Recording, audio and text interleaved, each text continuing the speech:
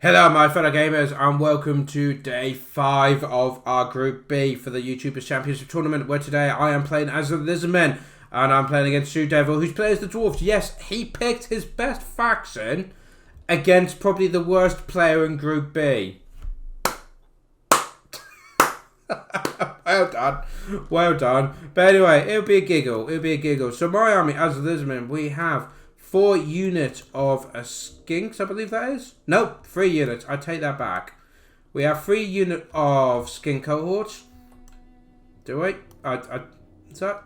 Oh, that's red. Sorry, right. Let's restart. I have 2 units of skink cohorts. We have 3 units of the red crested skinks. One of them being the cohort of Sotek. So look at these guys. You might have a red crest. We're all red. We're just so cool. So that's the regiment of renown there. We have I've gone blank then. 2 more units of red crested skinks. I went skink heavy for this one. I was definitely going for a theme. We have Asaurus Old Blood leading the way on foot, and he's got the Star Chamber Guardians following behind him. So I was going for a lot of armor piercing here. We do also have Lord Croak, the Umbrel Tide, so the Salamanders Regiment of Renown. I mean, look at them, they look so good. Yes, advance, eat the little dwarf fins. And at the front there, we do have 2 units of feral cold worms. Also, over here, I did have a unit of Casadorian hunters. So this is the Regiment of Renowned Rectodactyl Riders. And I didn't think he would be deployed like this. So it's currently 22 seconds into the match. And everything the dwarves have is aimed at them. Yeah, it's going as well as could be expected. Yeah. So what does TzuDevil have? Well, first of all, he's got a mountain. Second, he's got dwarfs. That's all you need to know, really. That's kind of it. We do have the gyrocopter of the brimstone there. We've got 1, 2, 3, 4... 5 units of Longbeards. We do have a couple units, I believe, of Dwarf Warriors at the back there, just protecting the flank. We have gone for the artillery. We've gone for the Raiders, which is probably not great because they've got great weapons. So they're going to last really, really well. Got some Dwarf Warriors here as well. This force is led by Arngrim Iron Fist. And for the artillery, we have got the bow thrower. So pretty simple there. I didn't point out, behind the Longbeards, we do have 1, 2, 3, 4, 5 units of miners, all with blasting charges. We do have some rangers, we've got some thunderers, we've got some iron drakes. At least they're absorbing ammunition. That's, I mean, why are you firing torpedoes at these guys? I mean, the raiders could probably deal with them. So, they've lasted 35 seconds at the moment, there's 5 of them left. Can we have a moment of silence for the Vanguard unit? They're Vanguard into everything the Dwarves had. Even the Dwarf Warriors are getting involved now. Yeah. I mean, apparently this... Oh, no, they're shattered. I was looking at the wrong unit. Yeah, there's 4 of them left. There goes one, nose dived into the ground. In a dramatic fashion, knocking some Dwarfs over. I don't think they're coming back, guys. It's literally been 40 seconds. It's not good. Yeah, so anyway, we've got a normal speed, because I don't expect this to last long. Look, they're dead, TzuDevil, they're gone. Just, I say that, they're wasting ammunition, let them. Anyway, so now the gyrocopter's coming back now, and knows there's no more of a threat, and is getting a good scout of all of this, because I've got no range. Absolutely none. Apart from the salamanders over there. So this guy, these gyrocopters are going to have a great time. What's the numbers, by the way? Oh, good. The dwarfs outnumber me by about 200 guys. Oh, and they've got the bombs as well. But that was a really bad bit of micro there. They could have done a lot better.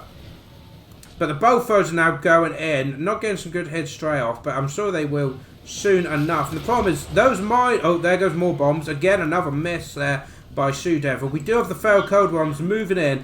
Their job is to move up to the flank and try and pierce through here and get behind.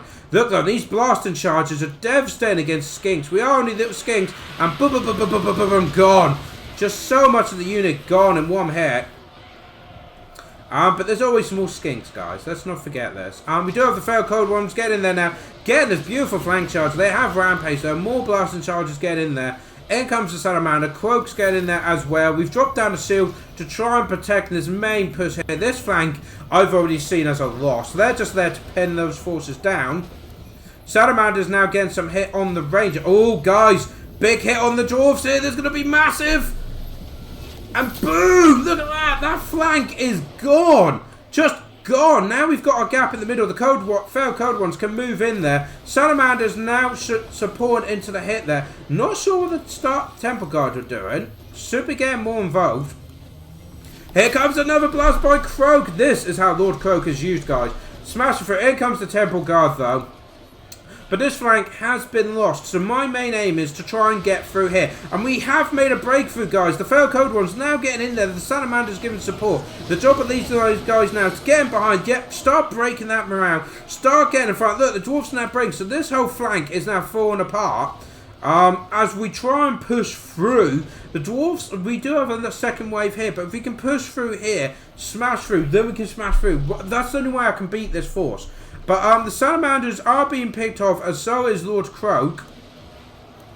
And I think it's safe to say that the failed code ones are running out of steam here at this point. But we have broken through this line. The Longbeards are breaking, so the Miners eventually, they will break because we got a Lord in there. And look!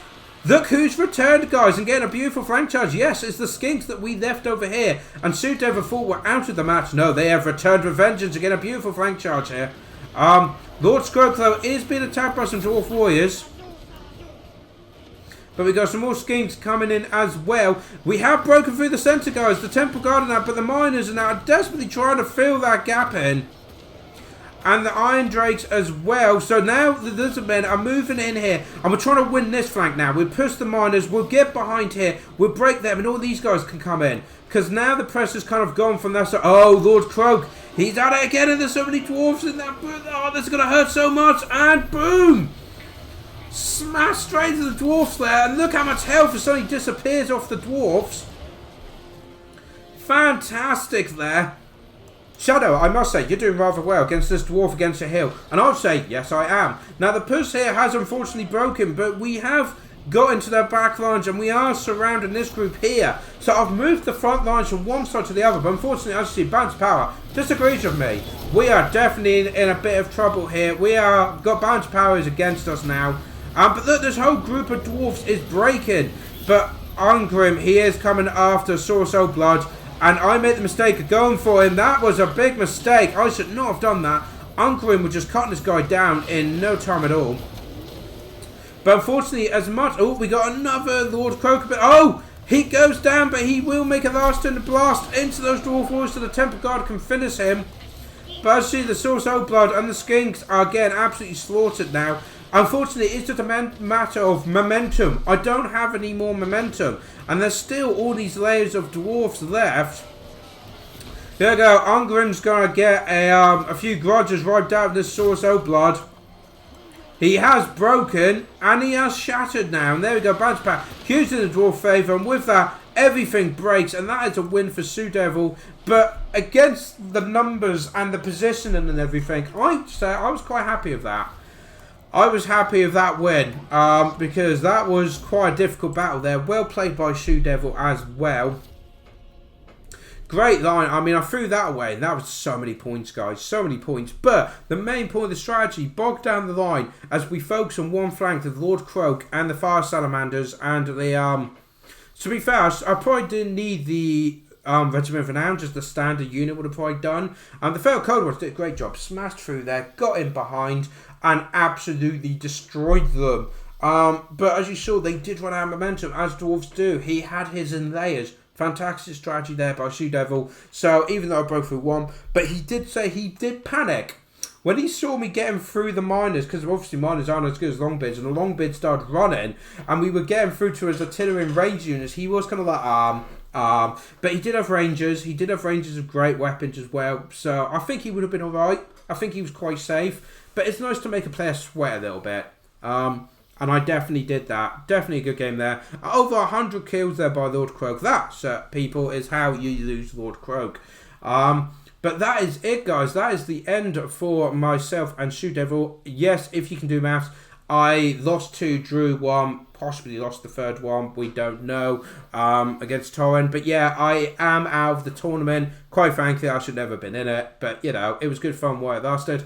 And TzuDevil, he's done rather well. I believe he's got 2 wins to 1 loss.